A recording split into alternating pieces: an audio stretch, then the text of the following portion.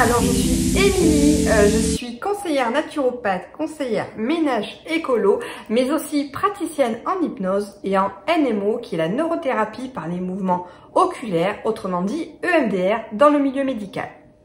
Alors qu'est-ce que l'EMDR? C'est ce qu'on va voir aujourd'hui. Donc moi je suis là pour vous accompagner bien-être corps et esprit dans votre environnement, un environnement sain. C'est pour ça que je parle aussi de ménage écolo. Et on va voir comment fonctionne l'EMDR.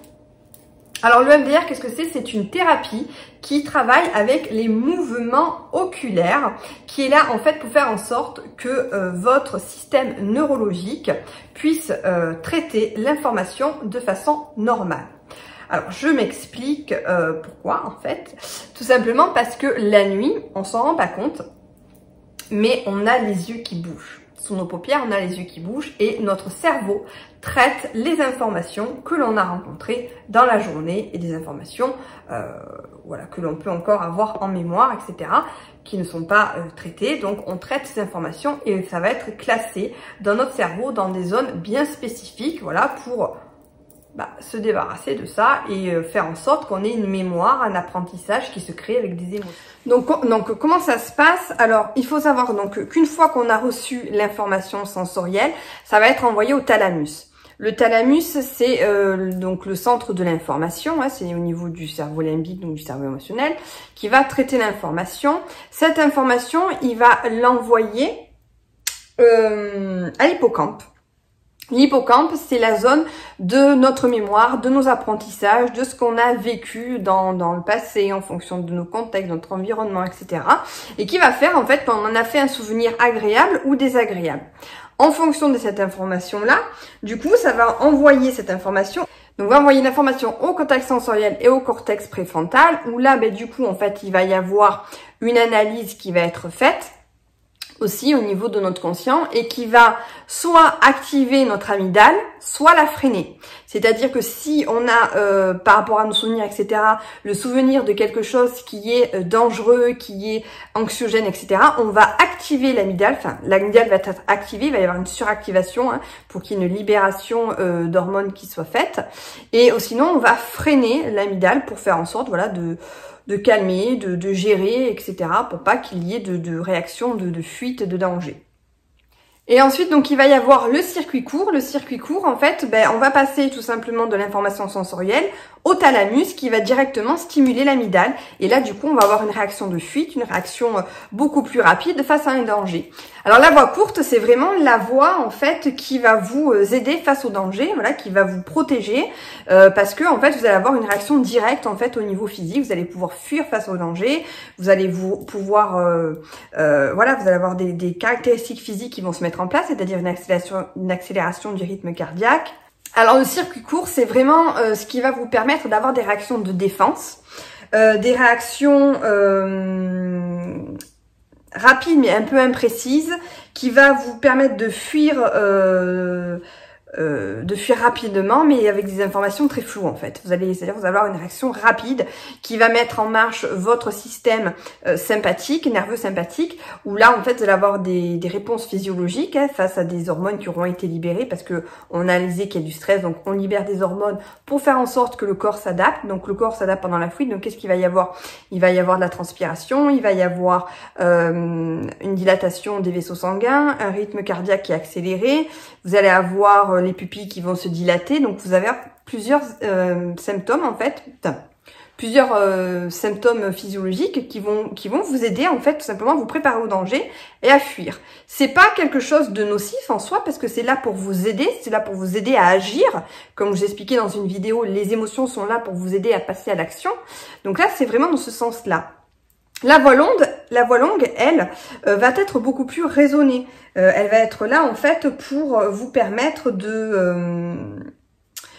d'avoir une perception précise du stimulus, l'analyser en fonction du contexte, et avoir vraiment une réponse adaptée, s'il faut avoir peur, s'il faut avoir pas peur, etc. Donc voilà ce qui se passe, en fait. Donc vous allez comprendre, du coup, par rapport à ça, que lorsqu'on a des réactions phobiques, lorsqu'on a des réactions stressantes, d'angoisse, etc., c'est parce qu'à un moment donné, notre cerveau, il emprunte plus la voie longue, il emprunte la voie courte. Et en fait, de suite, il réagit de façon irraisonnée, instinctive, par rapport à ce que nous, on a analysé, par rapport à notre mémoire, notre apprentissage que l'on a fait. Parce que si on a subi un traumatisme, on va avoir des choses qui se sont enregistrées dans l'hippocampe. On va savoir que, ben voilà, telle situation engendre tel état de stress qu'on a vécu ou pas. Ça s'enregistre et du coup, les situations plus ou moins similaires, ben ça fait qu'on va avoir des réactions spontanées. Des réactions parce que c'est là pour nous défendre. On va plus raisonner, on va plus réfléchir et même pourtant c'est ce qu'on aimerait faire. Et donc du coup, ben, c'est ça qu'on va travailler en EMDR. On va essayer de faire en sorte de refaire le chemin normal, de faire en sorte que les nouvelles connexions neuronales se créent. Alors je vais vous expliquer pourquoi. Parce que quand on a un stress chronique, quand on a souvent une angoisse, quand on a subi un choc émotionnel, etc., on a le volume de l'amygdale qui va monter, l'amygdale va être vraiment stimulée, on va avoir une surstimulation de l'amygdale qui va créer des troubles comportementaux avec des émotions très fortes, de la peur, de la colère, etc., qui sont vraiment là pour nous aider, pour nous faire fuir. On va avoir aussi donc du coup le volume de l'hippocampe qui va réduire et là on va avoir du coup par conséquent des troubles de la mémoire, de l'apprentissage. C'est pour ça que souvent les personnes qui sont émotives, etc., elles ont du mal en fait à apprendre, à vraiment stimuler leur mémoire, etc., à cause de ça. Parce qu'il y a aussi des connexions neuronales qui vont se détruire entre l'hippocampe, le cortex préfrontal, etc. Parce que vu qu'on n'emprunte plus ce chemin-là, les neurones, en fait, petit à petit, vont se détruire. Et du coup, s'ils se détruisent, forcément, on empruntera toujours la voie courte et ça va faire une espèce de cercle vicieux. Et c'est là où c'est important de le travailler parce que, pareil, le volume du cortex préfrontal va aussi, du coup, s'il y a des connexions qui se réduisent, il va réduire. On va avoir des difficultés à raisonner, à discerner, à planifier, etc.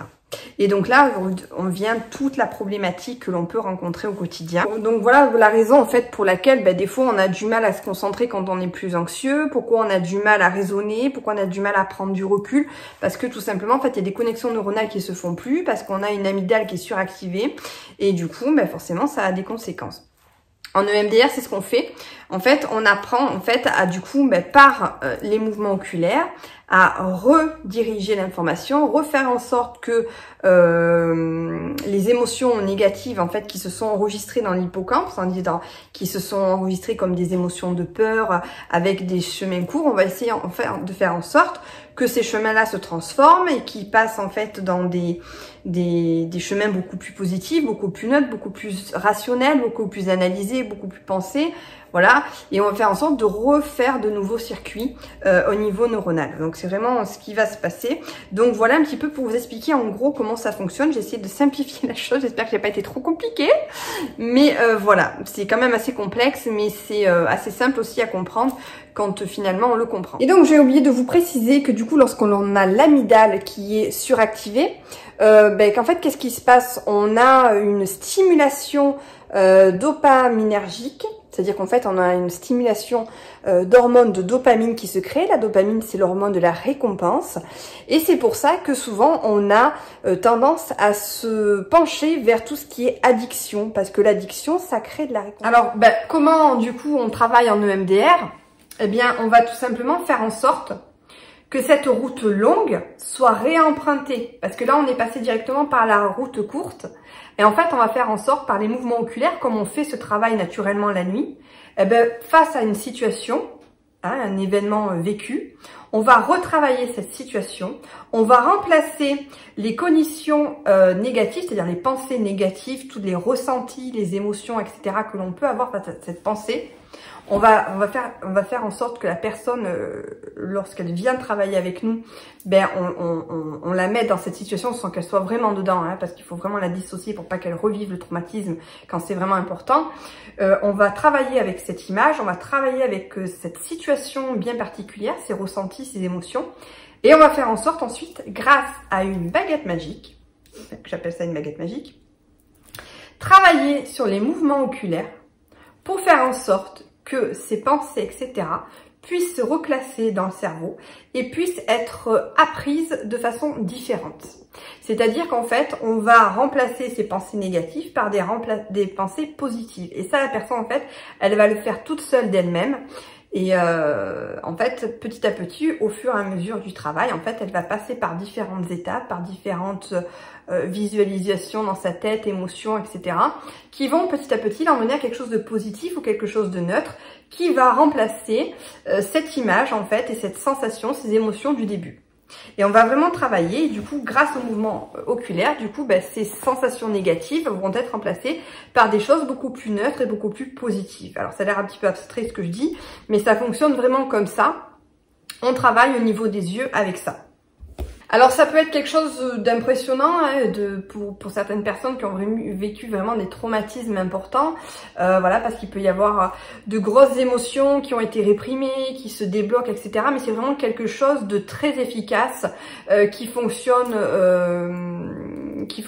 vraiment sur un court terme, c'est vraiment des thérapies brèves, et après qui peuvent aussi permettre d'être un complément, un outil supplémentaire, parce que voilà, souvent on va partir d'une émotion pour calmer les émotions, et puis derrière il va y avoir tout un travail thérapeutique à faire en hypnose ou autre, mais déjà ça va permettre de calmer les émotions, les sensations, et après donc il y aura tout ce travail thérapeutique derrière à faire pour les croyances, les peurs, voilà, le contexte social, l'environnement, la famille, etc. pour faire en sorte voilà, que tout ça puisse se réguler après tranquillement et que tout ça reprenne des choses bien en place.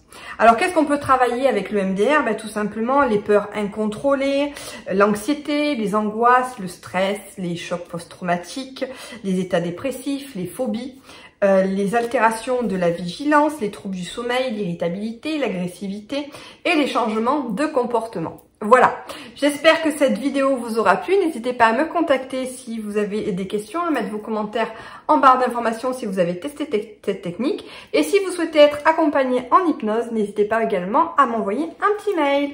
Je vous fais de gros bisous, à bientôt.